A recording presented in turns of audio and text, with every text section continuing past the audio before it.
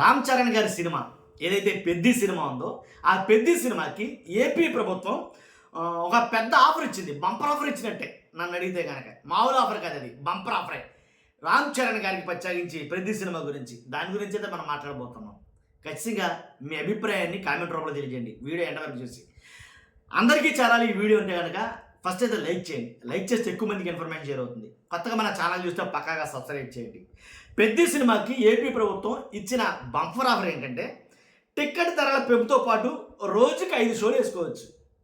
Ticket రేట్లు ఎలాగో పెంచుకోవచ్చు. ఆ వాటితో పాటు అదనంగా రోజుకి 5 షోలు వేసుకునే పర్మిషన్ అయితే ఇచ్చింది. జూన్ 4న రిలీజ్ కానున్న ఈ పెద్ది సినిమా టికెట్ల ధరల పెంపుకు చంద్రబాబు నాయుడు గారి ప్రభుత్వం అనుమతి ఇచ్చింది.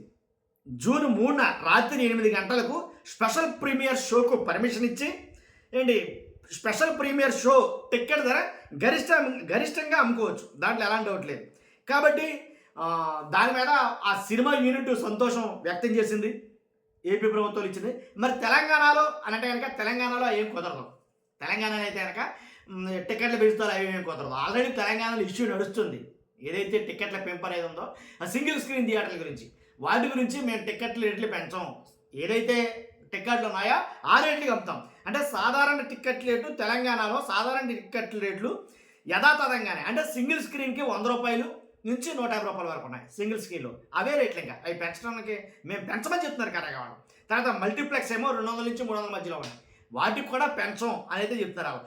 కాబట్టి టికెట్ ధరలు పెంచొద్దని కోరుతూ ఎగ్జిబిటర్లే ఇప్పటికే సీఎం రేవంత్ రెడ్డి గారికి ఒక లేఖ అయితే సమర్పించారు. దీంతో ప్రభుత్వం నుంచి ఎలాంటి అదనపు టికెట్ హైకు, ఎలాంటి టికెట్ పెంపు అనుమతులు అయితే కనుక రాలా. కాబట్టి నిర్మాతలు ఎగ్జిబిటర్ల మధ్య జరుగుతున్న పర్సంటేజ్ సిస్టమ్ వివాదం కారణంగా నైజాం ఏరియాలో రేట్ల పెంపుపై ఇంకా సందిగ్ధత అయితే కొనసాగుతుంది. తెలంగాణలో అయితే కనుక టికెట్ల రేట్లు అయితే కనుక పెంచడం లేదు. పెంచిన ఒకవేళ ప్రభుత్వం ఏమైనా జీవోలు జారీ చేసినా మేము మాత్రం పెంచడం, దాంట్లో ఎలాంటి డౌట్ లేదని వాళ్ళైతే కనుక ఒక నిరసన లాంటివి తెలియజేస్తున్నారు వాళ్ళు ఖచ్చితంగా. కాబట్టి సింగిల్ స్క్రీన్ థియేటర్లకి ఏదైతే ఉందో ఆ వివాదం గురించి. కాబట్టి పెద్ది సినిమాకి నన్ను అడిగితే కనుక ఆంధ్రప్రదేశ్లో జాక్పాట్ కొట్టినట్టే. రామ్ చరణ్ గారు వాళ్ళ చిత్ర బృందం, వాళ్ళ నిర్మాతలు వాళ్ళంతా కూడా జాక్పాట్ కొట్టినట్టే.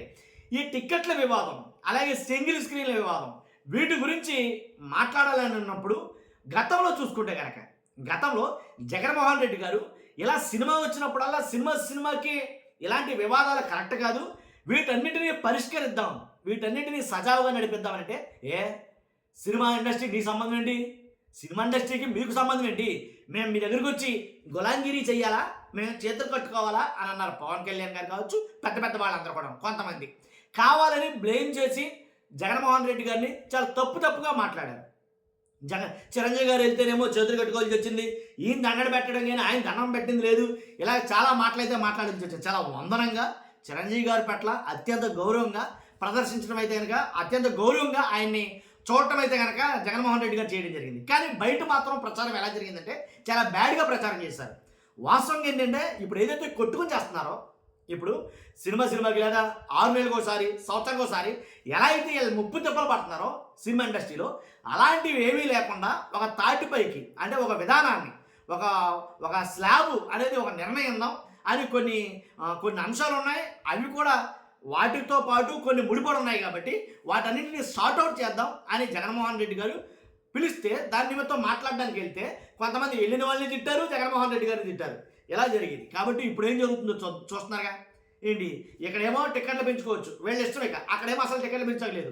కాబట్టి అంటే రకరకాలుగా ఉన్నది సినిమా ఇండస్ట్రీలో. ఆల్రెడీ ఇంకా చాలా మటుకి పంచాయతీ జరుగుతుంది, మామూలు పంచాయతీలు కాదు. ఆ పంచాయతీ లేకుండా ఏమీ లేకుండా చేద్దాం అనుకున్నాడు అప్పట్లో. ఆయన మీద బుర్ర చల్లారు అంతే తేడా. చూస్తున్న మీరు అందరూ కూడా మీ అభిప్రాయం ఏంటో కలిసి కామెంట్ రూపంలో తెలియజేయండి ఈ అంశం పైన. కొత్తగా మన ఛానల్ వస్తే పక్కగా సబ్స్క్రైబ్ చేయండి. మీ అమూల్యమైన అభిప్రాయం. Thank you very much.